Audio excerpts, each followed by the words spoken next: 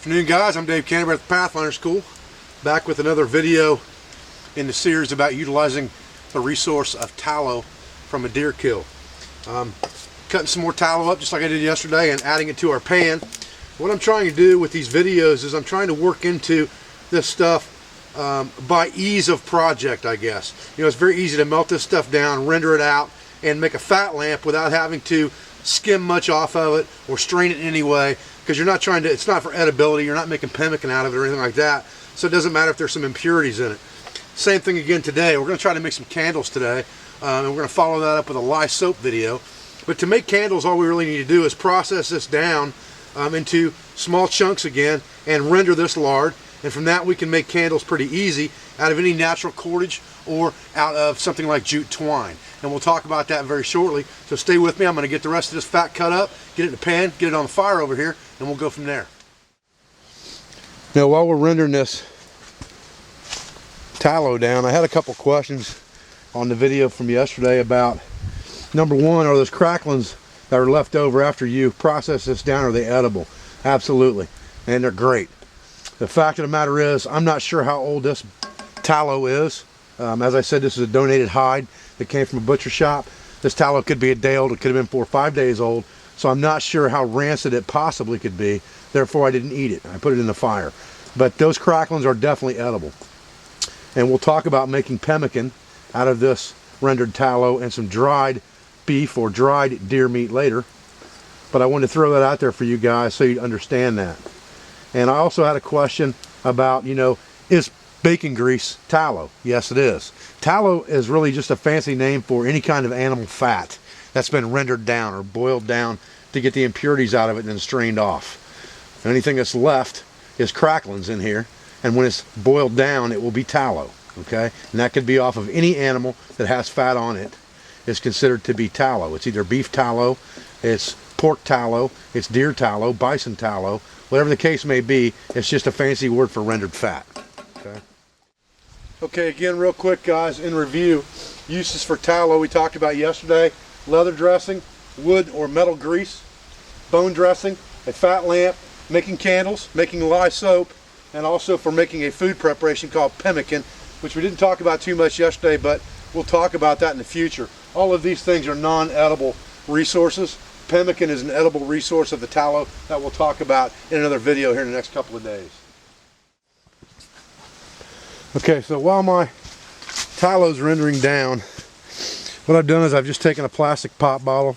Obviously these are available anywhere in the woods, but you just need a container that will hold your rendered fat. And then I've just taken a couple of pieces of jute twine, and again, natural cordage would work for this just fine, and just put a little clove hitch on each side, so I got a little tag there, and these will be dipped into my tallow, pulled back out, and set on a rack to dry, dipped again, let dry consecutively until that candle gets thicker and thicker and thicker. You can see these are short candles, but this is just a demonstration. I'm not trying to make anything big and fancy.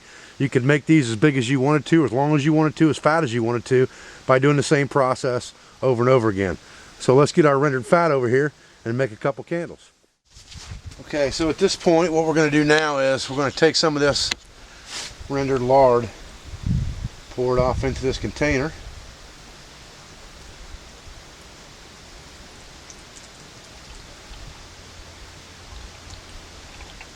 Use my stick to keep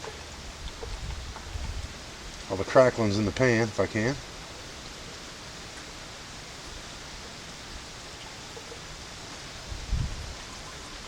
And you can see it takes quite a bit of this lard to make anything near very much liquid, or quite a bit of this fat.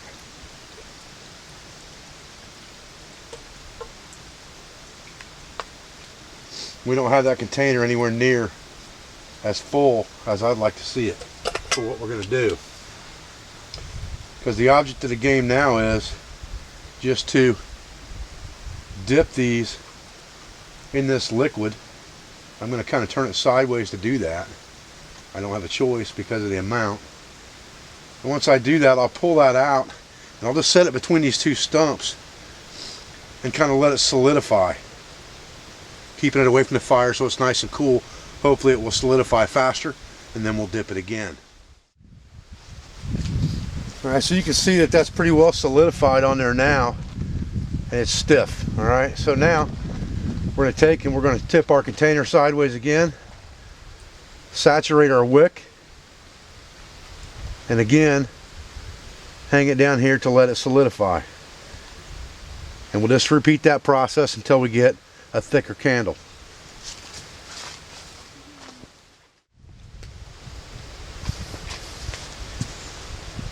Okay, now the problem is becoming that our tallow in the container, or our rendered fat, is starting to solidify from the cold. And that's fine. You can see our candles are getting nice and thick now. So we're just going to put this over by the heat to kind of keep it in as best a melted state as we can while we finish up these candles. Okay, so we've got these two candles now. They're fairly dry.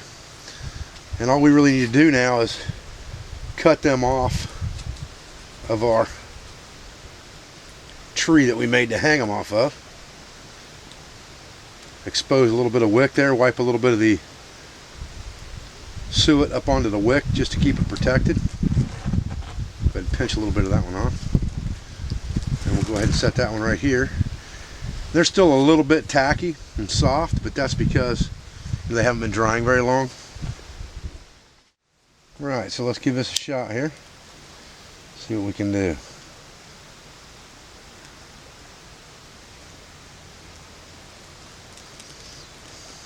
Get our other candle out of the way here.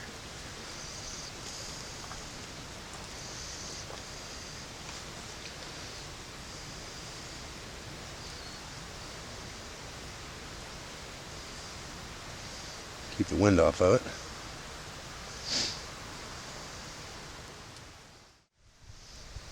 You can see our candle's burning pretty good here. It's been a good 5-6 minutes. And it hasn't burned down much at all. I just have to keep it protected from the wind, so but that's any candle. But she's burning real good. You can see it's wicking down and melting over.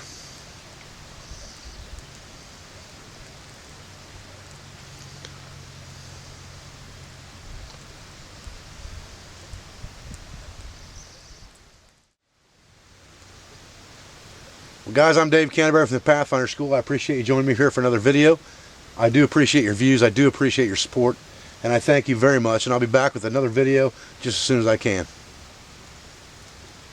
I'm really getting a kick out of this candle. Thing burns awesome. It's been at least 15 minutes now probably. And it's still going strong. Great if you're doing 18th century reenacting or, you know, primitive traditional kit. This is fantastic.